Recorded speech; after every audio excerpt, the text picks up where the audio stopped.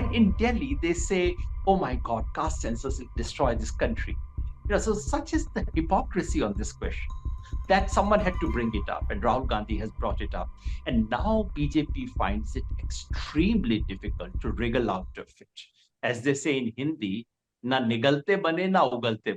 Main objections, and there have been several objections to having a caste census in the first place. Like logistically, this is going to be a nightmare. In terms of actually operationalizing it on the ground, it will take probably 30 extra seconds for each interview. How would it derail the census?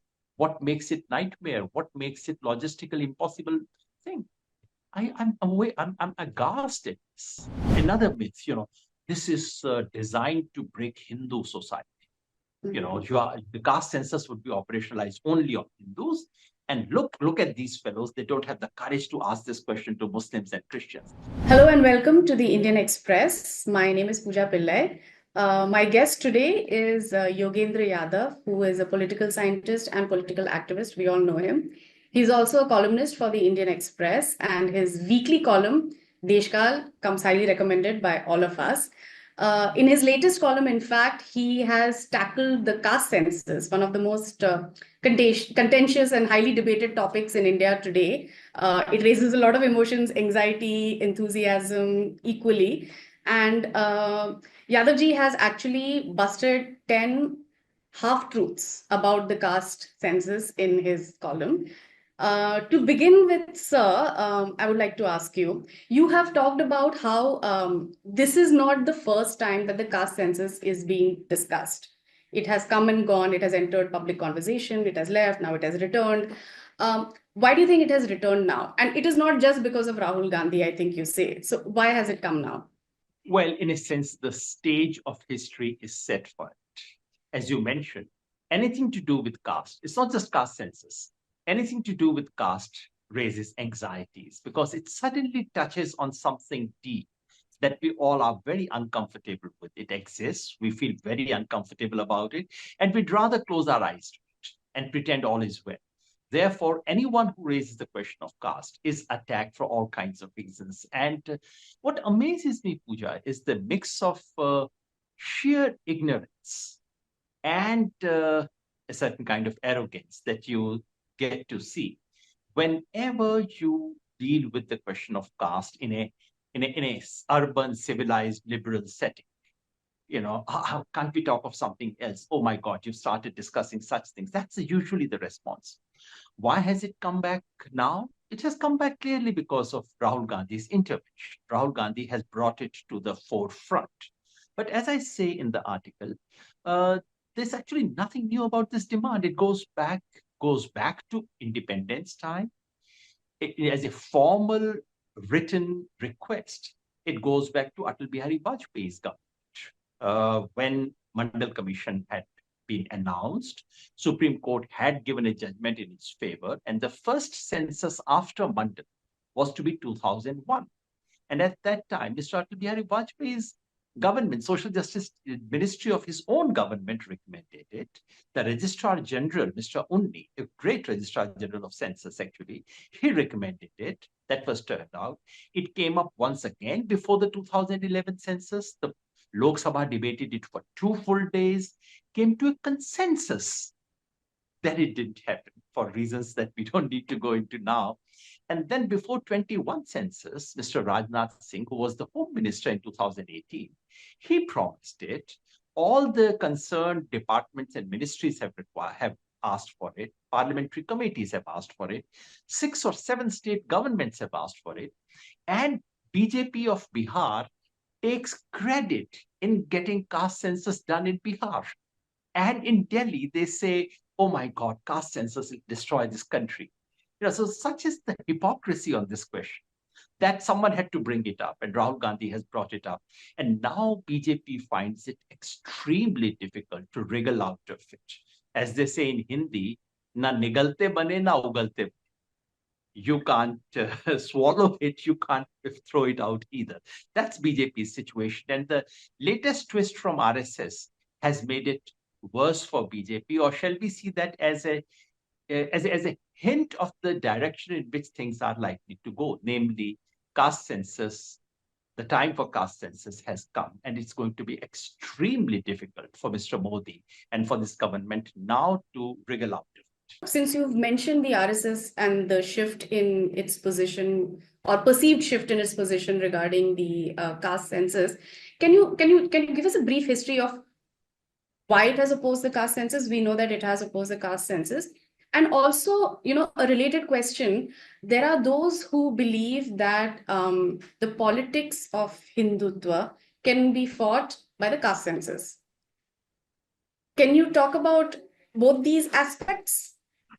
From the BJP side, the fact is that BJP and RSS have ideologically been opposed to any kind of caste census, caste awareness, because their project of consolidation of Hindus, basically they would like all the Hindus of this country to remain one single monolith.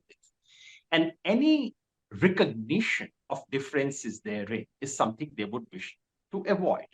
However, history has taught them that there's no way they can avoid it. So RSS has now come around to talking about Dalits, about Adivasis in a different language. The language still remains patronizing, but they have to recognize these things.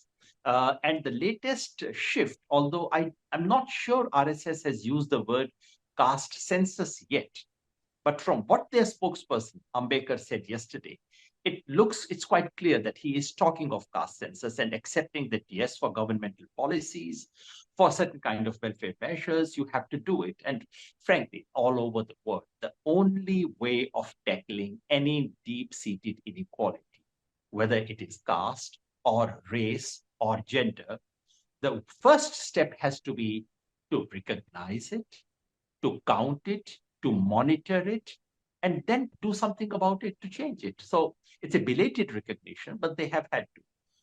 On the other hand, the other camp believes that somehow simply by raising caste question, you can counter the BJP.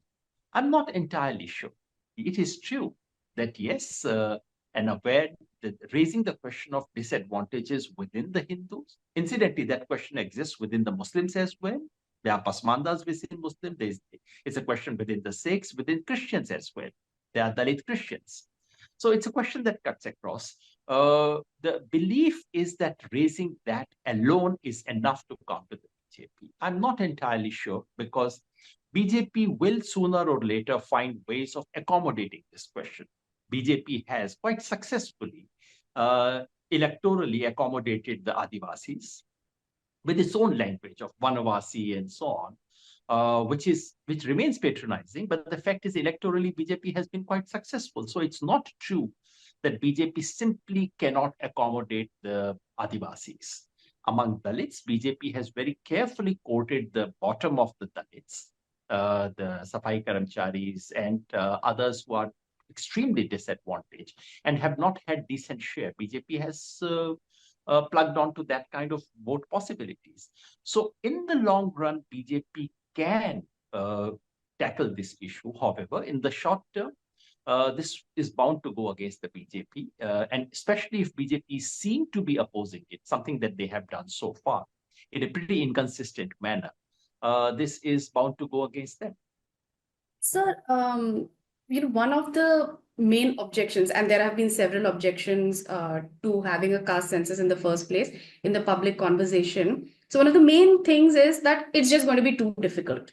Like logistically, this is going to be a nightmare. Can you talk a little bit about that? I mean, because this is one of the things you do address in your article. This amazes me. I mean, it shows just the level of ignorance we have. So what I thought was I'd just show you so how do we do a census? We do a census when a school teacher typically comes to your house, brings a form with her, and she starts asking you questions. How many members in the family, education, gender, this, that, and the other. Let's look at that form. This is the form for 2011 census. It's called the household schedule. So this is a form which the teacher brings with her to every single household. Okay. Now, as we can see in question 8, just focus on question 8. The question 8 clearly says scheduled caste, scheduled tribe. On the left, you see religion. Later on the right, you would see language as well. So the first thing to remember is caste has always been asked in the Indian census post-independence. Only the question formulation was slightly different. The question used to be, are you SC, ST or not? And now look at 8B. Question 8B said, if you are SC or ST, if someone comes to my house and I say, yes, I'm SC, the next question would be, what exactly is your jati? I would say Jatav. So they would write Jatav from the list that they have. This has always been the case. What would it take to have a full caste census? Now, it's a limited exercise. It's done only for 25%, namely SC and ST. What would it take to take it to the entire population, to make it 100% caste census, that is census of all the castes and communities? It would take only a minor tweak. And this, you can see this image where I've actually done the tweaking myself with a red pen. All that you need to do is to change the title from scheduled caste or scheduled tribe to simply caste, in line with religion and language. The question would become, is this person from SC, ST, and I have added, as you can see in red, OBC or general?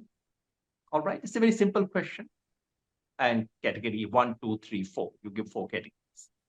The next question, which used to be only for SC and ST, which said, if you are SC, ST, give your caste, now will become a general question. It will say, if you are SC, ST, or OBC, tell your caste, and the caste will be recorded as per the list already provided, because we do have a list of SC, ST, and OBC in the country. You don't need to start ab initio.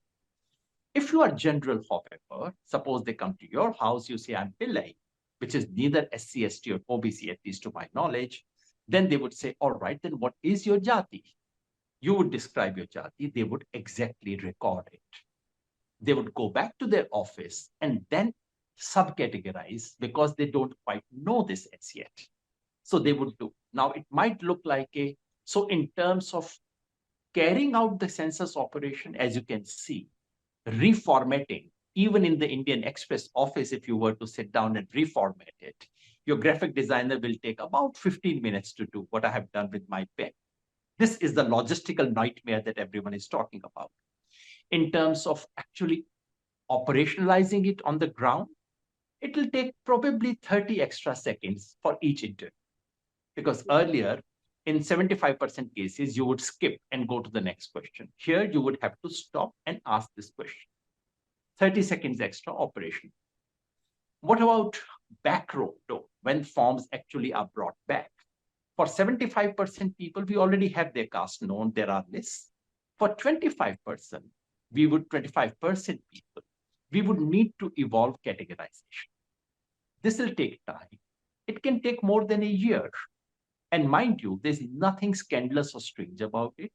So many census tables usually come 5 years after the census. This is a standard practice. Some census tables come within 6 months, which is considered very quick. Some census tables come after a year or two. And some census tables, like language, usually come 6 or 7 years after the census is over, because this classification business has to be done in a very minute way in every single case. So the same thing might happen with caste. What is the big deal? What is the strange thing? How would it derail the census? What makes it nightmare? What makes it logistically impossible thing? I'm aghast at this. So is this the most persistent myth that you feel you've encountered in your conversations with people? That's one of the things. But the other myth is, oh, we've never had caste census in this country after 1931. The fact is that we actually asked caste every single time. The myth is that, and another myth, this is designed to break Hindu society. The caste census would be operationalized only on Hindus. And look at these fellows. They don't have the courage to ask this question to Muslims and Christians. I mean, this is laughable, because this is asked to every single community. The fact is that there are hundreds of jatis within Muslims, biradaris. There are different sects within Christians. There are jatis within Sikhs. The question, if there is a caste census, it would apply equally to every single caste and community. Some people say, especially in urban setting, they would say, but my children have no caste. We have done intercaste marriage. Mr. Yadav, how are you going to solve this? My response is I would solve it exactly the way I would do it for my own children, because we have also done intercaste marriage and we've not given any name, any caste surname to our own children. So they would say, no caste. This is permitted. This is permitted because in religion, once again, if they come to your house and you say, well, I don't believe in any religion, you can perfectly legitimately give an answer, no religion. And this answer is given by a few thousand people every time. It makes no difference. It doesn't take away anything from the census because only less than 0.1% people give this answer, but that's all right. So no one is forcing you. All these myths take place because there is lack of awareness, lack of information, plus deep-seated prejudices. And that's something I do want to mention. The trouble is any powerful and privileged group in this world doesn't want to give up its privileges. And the best way to retain your privileges is not to talk about it. Invisibility is the best protection of privileges. So newsrooms were dominated by men. And you didn't ask this question, oh, how many women do you have in the newsroom? The question was never asked. The moment you start counting, things start looking very weird. So same with caste census. The most privileged sections of our society, which is the Hindu upper caste, Savarna Hindu, or whichever name you use, that group enjoys disproportionate access to resources, to opportunities, to jobs of all kinds, to property, to every other thing that you can think of. And the name of the game is not to make this visible. And therefore, the task of anyone who wants to bring about social change should be to unmask it.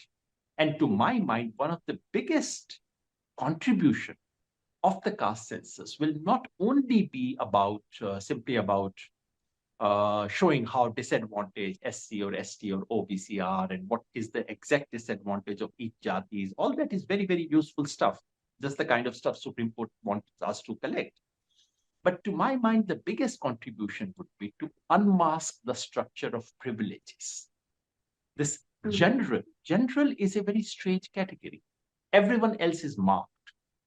In the US, everyone else is colored. Whites have no color. Here, everyone else, 80% of this society is not so general, is peculiar. Only 20% are general. This general needs to be, the privileges enjoyed by this need to be unmasked. And that, to my mind, is critical, not only for social change or social transformation, not only for advocates like me, advocates who believe in caste annihilation, etc., but for anyone who believes in the Constitution of India, because remember, Constitution of India, in its preamble, offers equality of opportunity. Our fundamental rights mention the same. Our directive principles say the same.